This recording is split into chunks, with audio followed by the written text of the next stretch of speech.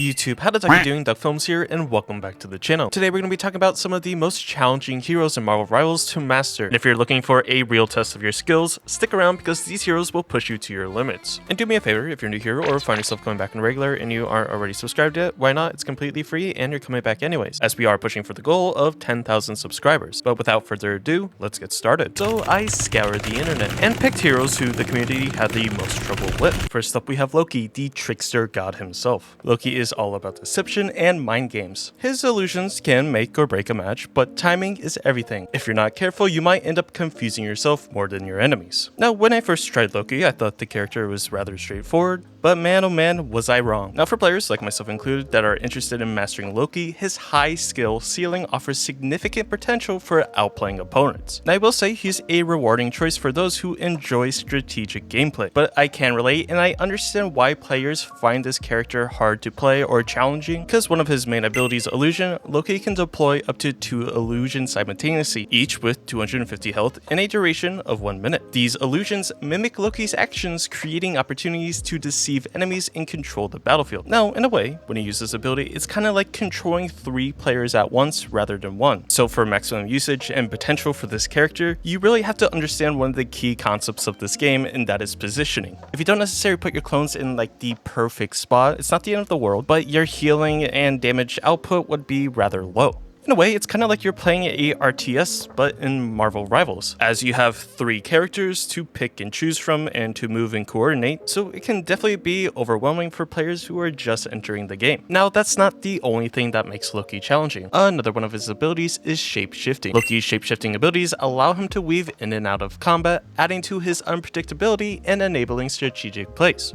Now, another word for his shape-shifting ability is deception. You become invisible and conjure an illusion to deceive enemies. Now, because of this ability, as well as it being a 15-second cooldown, you really have to think where you're going to be positioning yourself, because the second you become visible, you really have to think of what you're going to be doing. Now, with that being said, it's not the end of the world if become visible, because you do have another ability, which is Devious Exchange, where you swap with one of the clones that you had previously placed. You can swap to one of your clones within 30 meters that are in your line of sight. Now, just like the invisibility, it has a 15-second cooldown. Because of that, like I said previously, you really have to understand how the map plays and what type of team comps or playstyles that the enemies are going to be throwing at you. Now, another one of Loki's abilities is on his default melee, and that is Backstab. You pull out a dagger to stab enemies, dealing extra damage when attacking an enemy from behind. And again, like I've been saying, that's why positioning with Loki is such a crucial aspect to understanding this character. For maximum healing output, you need to understand where to place your illusions or your clones. You have to understand when to swap to different clones. You need to know how to go invisible at the right times. And you also need to know when to use his domain ability, which is one of the most crucial aspects of Loki's kit. Basically, you put down a regeneration domain or a runestone. It kind of looks like this, and it converts damage taken by allies within its radius into healing energy. Now, I will have a guide coming up soon talking all about Loki for you all. So if you want to be updated when that comes out, make sure to subscribe. Now, you might be saying, Duck, how is Loki's ultimate challenging? Now, I wouldn't necessarily say it's really challenging. All you do is shapeshift into a targeted ally or enemy and use all their abilities except any of their team up abilities, but you also get the ultimate ability for that character right away. Now, it might be very tempting to copy a duelist's ultimate to get a whole bunch of eliminations for yourself. Or you might want to copy a tank, maybe like Doctor Strange, to get a second Eye of Agamotto. Most of the time, it's very situational of which character you pick and choose. But although this might seem very boring, it's often best to pick another support ultimate. This allows you to do something even more for your team rather than risking a duelist ultimate or a tank ultimate that could result in ultimate failure. Most of the time, picking a strategist is the best outcome to win a fight. But of course, that's completely up to you. So let me know down in the comments below. Is Loki a challenging hero to play in Marvel Rivals? If so, make sure to like this video and comment down below why you feel he's so challenging. Now, another character I found on the list was Peni Parker, and I found this rather surprising, because this character or duo can be a nightmare to play against sometimes. When you're playing her, you need to balance offense, defense, and special abilities simultaneously. If you're not quick on your feet, things can spiral out of control rather fast. Now, to me personally, I'm not really sure why people find this character super difficult to play with or play against or play as, but regardless, it's on the list, so let's break her down.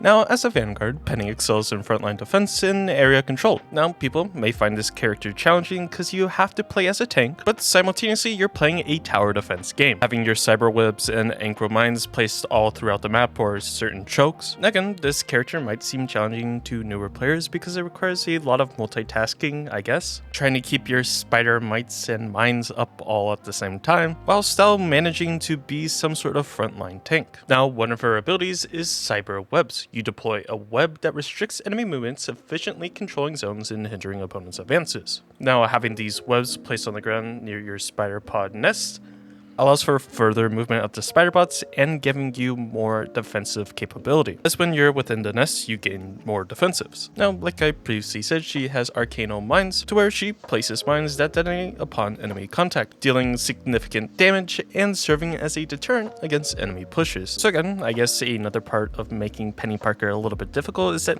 you have to understand where to place the mines strategically so that you can get maximum usage or maximum potential out of the mines, which could be rather challenging for players who don't really understand how the map flows and works or what the enemy team comps entails. Of course, this is all skills that you can acquire just by putting time into the game, so Peni Parker can seem a little less intimidating to the newer player. Now, her ultimate can seem a little weird to some players, but it's symbiote coating. It engulfs Peni in a symbiote armor, damaging nearby enemies and reducing incoming damage, enhancing her survivability during engagements. But it's kind of like you're just Naruto running around the map, spamming both your primary and secondary attack. That's kind of like the most effective way to use it for whatever reason, but there are, key advantages to using one attack versus the other. For example, her primary attack when she's in her ultimate form is a 60 damage melee plus a knockback into the air. Her right click or secondary attack places ankle mines up to 7, and she deploys spiderwebs and spider drones passively. But again, these abilities might seem a little intimidating to newer players, so hopefully this makes it a little less challenging. Now, last but not least for this specific video, we have the friendly neighborhood Spider-Man. His web slinging and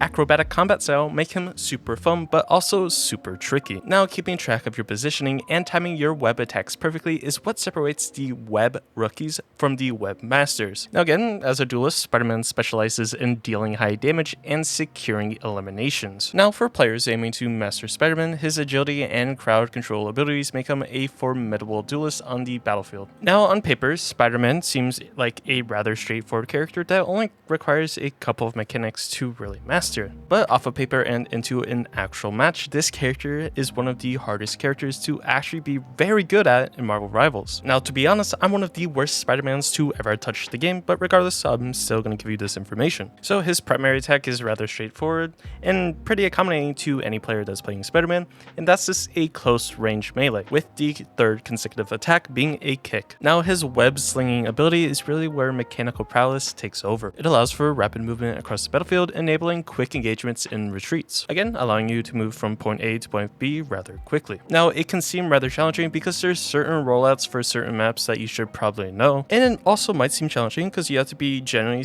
pretty spatially aware of what's happening around the map when you have your web ability up. It allows you to move around. Now, his alternative attack is web shooters and fires webs that can immobilize enemies, setting them up for follow-up attacks. Now, to maintain a high level of damage and to keep up with the demanding eliminations that this game needs, you have to be quick and precise, all while trying to land these web shooters, because again, landing the web shooters allows you to land all of your attacks pretty much and do all of your damage. So if you can't land this projectile, then it's going to be rather difficult to play this character. However, his ultimate ability, Spectacular Spin, is rather straightforward. You launch web clusters all around to damage and stun enemies. Now again, for the most part, it's rather straightforward as it's a massive AoE damaging ultimate ability. But I will say the setup to get into the right position is what makes this attack or ability rather challenging. You need to know when and where to use it for the best possible outcome of your ultimate. Now, not only that, striking an enemy applies a stacking -3% slow effect for 1 second, and after reaching 20 hits, the enemy will be stunned for 1.5 seconds. So overall, Spider-Man, Peni Parker, and even Loki are some of the most challenging characters that I have found after searching online. And I'm just bringing it to light, so hopefully you understand how to play these characters just a little bit better. Now, of course, there's other characters that I can make this video on, but those are the 3 that stood out to me.